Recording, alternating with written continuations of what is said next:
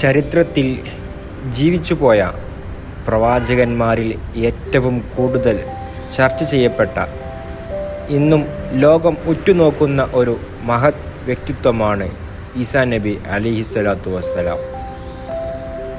എന്നാൽ അദ്ദേഹത്തിൻ്റെ യഥാർത്ഥ ചരിത്രം എന്താണ്? അത്ഭുതകരമായ ജനനം മുതൽ ആകാശത്തേക്ക് ഉയർത്തപ്പെടുന്നത് വരെയുള്ള ഈസാ നബിയുടെ വിസ്മയകരമായ ജീവിതകഥ ഖുർആനിൻ്റെയും പ്രമാണങ്ങളുടെയും വെളിച്ചത്തിൽ യാതൊരു കൂട്ടിച്ചേർക്കലുകളും ഇല്ലാതെ നമുക്ക് മനസ്സിലാക്കാം. വീഡിയോ പൂർണ്ണമായും കാണുക.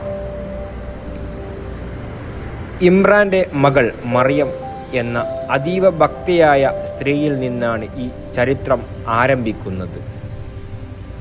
പുരുഷന്മാരാരും സ്പർശിക്കാതെ ലോകചരിത്രത്തിൽ ഇന്നേ വരെ ഉണ്ടായിട്ടില്ലാത്ത വിധം അള്ളാഹുവിൻ്റെ കൽപ്പനയാൽ റൂഹ് വഴി അവർ ഗർഭിണിയായി. ജനങ്ങൾ എന്തു പറയുമെന്ന ഭയത്താൽ അവർ ജനങ്ങളിൽ നിന്ന് മാറി ഒരു കിഴക്കൻ പ്രദേശത്തേക്ക് മാറി താമസിച്ചു. പ്രസവവേദന കഠിനമായപ്പോൾ അവർ ഒരു ഈത്തപ്പന ചുവട്ടിൽ അഭയം പ്രാപിച്ചു. സങ്കടപ്പെട്ടിരുന്ന മറിയമിനോട് അള്ളാഹു കൽപ്പിച്ചു, നീ സങ്കടപ്പെടേണ്ട, നിന്റെ കാൽക്കൽ ഒരു അരുവി അള്ളാഹു ഉണ്ടാക്കിയിരിക്കുന്നു. നീ ആ ഈത്തപ്പന മരം ഇളക്കുക, നിനക്ക് പഴുത്ത ഈത്തപ്പഴം ലഭിക്കും. അങ്ങനെ അവർ ഈസാ നബിക്ക് ജന്മം നൽകി. മറിയം ജനങ്ങളുടെ ഇടയിലേക്ക് മടങ്ങിയെത്തിയപ്പോൾ അവർ വലിയ കുറ്റാരോപണങ്ങൾ ഉന്നയിച്ചു. എന്നാൽ മറിയം ബീവി മൗനവ്രതത്തിലായിരുന്നു. അവർ കുഞ്ഞിലേക്ക് വിരൽ ചൂണ്ടി. ജനങ്ങൾ അത്ഭുതത്തോടെ ചോദിച്ചു, തൊട്ടിലുള്ള ഒരു കുഞ്ഞിനോട് ഞങ്ങൾ എങ്ങനെ സംസാരിക്കും? അപ്പോൾ ആ അത്ഭുതം സംഭവിച്ചു.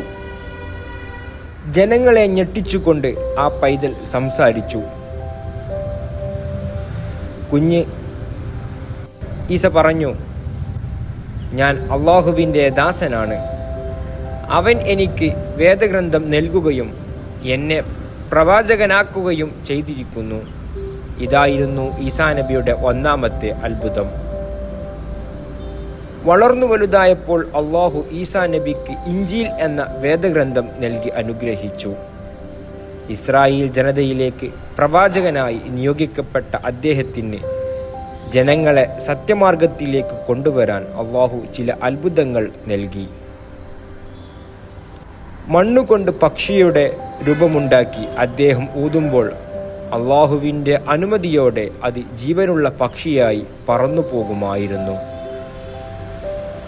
ജന്മന അന്ധരായവർക്കും കുഷ്ഠരോഗികൾക്കും അദ്ദേഹത്തിൻ്റെ കൈ സ്പർശനത്താൽ രോഗശമനം ലഭിച്ചു.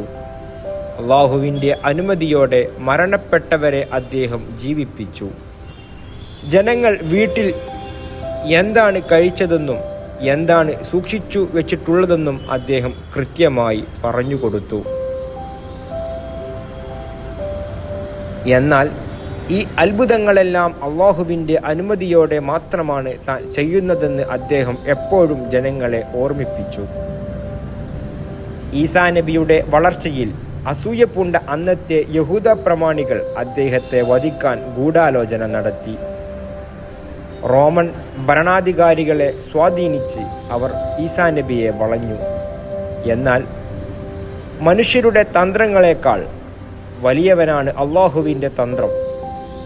ഖുർആൻ കൃത്യമായി പറയുന്നു, അവർ അദ്ദേഹത്തെ കൊന്നിട്ടുമില്ല, ക്രൂശിച്ചിട്ടുമില്ല. പകരം അദ്ദേഹത്തെ വധിക്കാൻ ഒറ്റിക്കൊടുത്ത ആളുടെ രൂപം ഈസാ നബിയുടേത് പോലെയാക്കപ്പെടുകയും അവർ അയാളെ ക്രൂശിക്കുകയുമാണ് ചെയ്തത്. യഥാർത്ഥത്തിൽ ഈസാ നബിയെ അള്ളാഹു ജീവനോടെ ആകാശത്തേക്ക് ഉയർത്തുകയാണ് ചെയ്തത്. ഇസ്ലാമിക വിശ്വാസപ്രകാരം ഈസാ നബി മരിച്ചിട്ടില്ല. ലോകാവസാനത്തിന് മുൻപ് ദജ്ജാലിൻ്റെ ശല്യം രൂക്ഷമാകുമ്പോൾ ദമാസ്കസിലെ വെള്ള ഗോപുരത്തിന് സമീപം 2 മലക്കുകളുടെ തോളിൽ കൈവച്ച് അദ്ദേഹം ഭൂമിയിലേക്ക് ഇറങ്ങി വരും. അദ്ദേഹം ദജ്ജാലിനെ വധിക്കുകയും ലോകത്ത് നീതി നടപ്പിലാക്കുകയും ചെയ്യും. ഇതാണ് ചരിത്രരേഖകളുടെയോ കഥകളുടെയോ കൂട്ടിച്ചേർക്കലുകളില്ലാത്ത ഈസാ നബിയുടെ യഥാർത്ഥ ചരിത്രം. ഈ വീഡിയോ നിങ്ങൾക്ക് ഉപകാരപ്രദമായെങ്കിൽ തീർച്ചയായും ലൈക്ക് ചെയ്യുക, മറ്റുള്ളവരിലേക്ക് ഷെയർ ചെയ്യുക. കൂടുതൽ ചരിത്രങ്ങൾക്കായി ചാനൽ സബ്സ്ക്രൈബ് ചെയ്യുക. നന്ദി. അസ്സലാമു അലൈക്കും.